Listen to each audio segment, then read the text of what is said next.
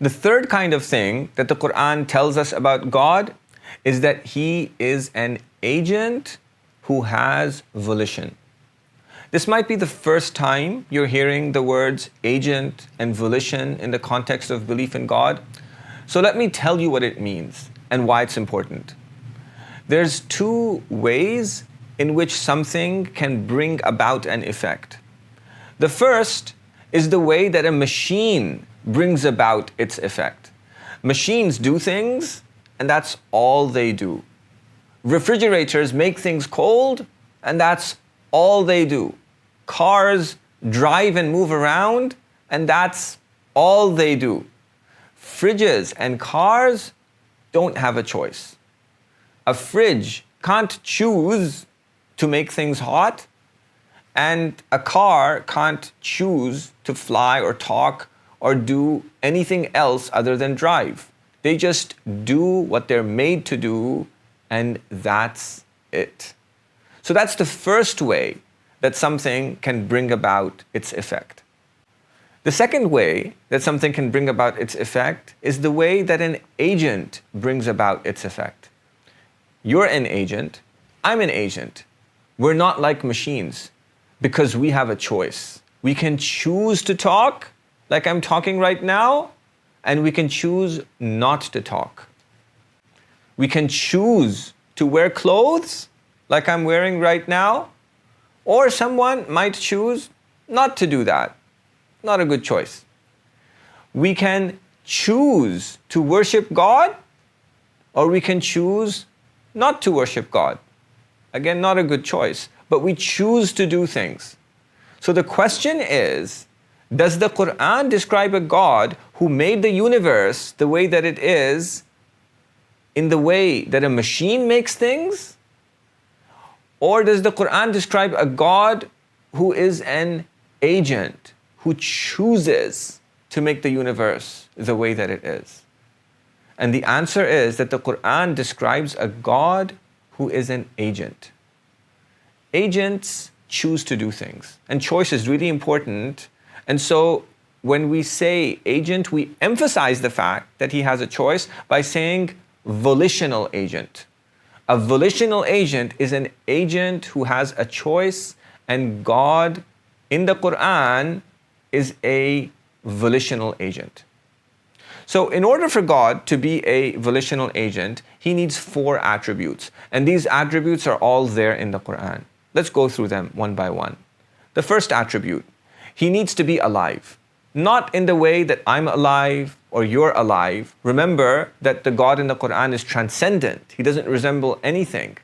But alive in the sense that He's somebody who can choose to do something. Machines aren't alive. That's why they can't choose to do anything. The Quran says about Allah subhanahu wa ta'ala, it says, Allahu la ilaha illa huwa al-ḥayyu al-qayyum. Allah, there's no God but He, the Hayy, the ever-living. Many other verses mention His attribute of life. So that's the first attribute of volitional agency. The second attribute, if God is a volitional agent, then that means that He has knowledge. Again, not in the same way that you or I have knowledge. Remember that God is transcendent.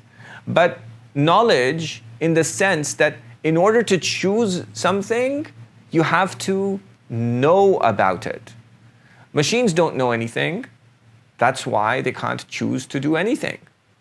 The Quran says about Allah subhanahu wa ta'ala that He is bikulli shay'in alim, that He has intimate knowledge of everything. God knows. There's many verses in the Quran that mention this attribute of knowledge.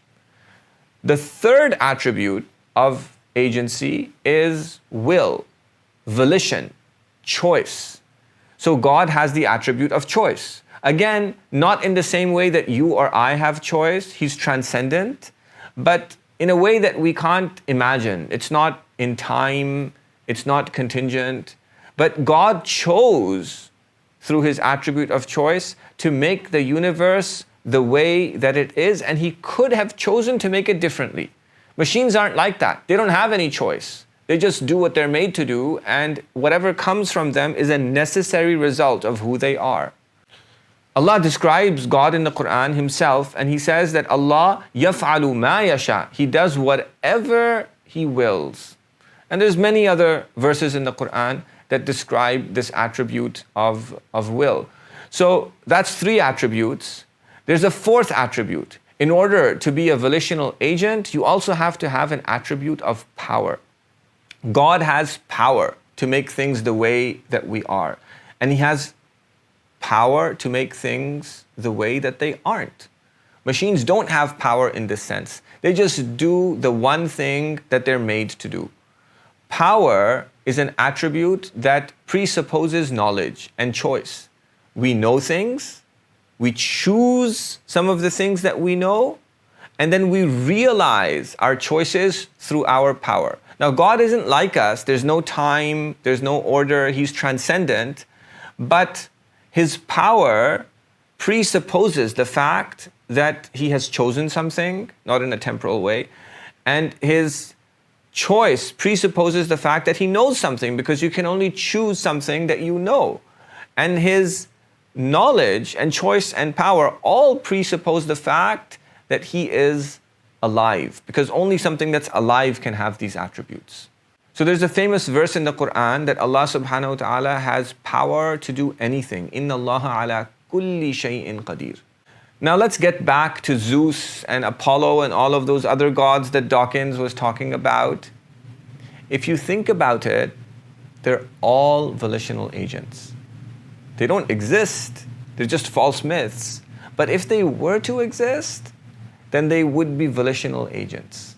So they would have these attributes, but they wouldn't have the attribute of necessary existence, and they wouldn't have any of the privative attributes. That's really interesting. We're going to come back to that.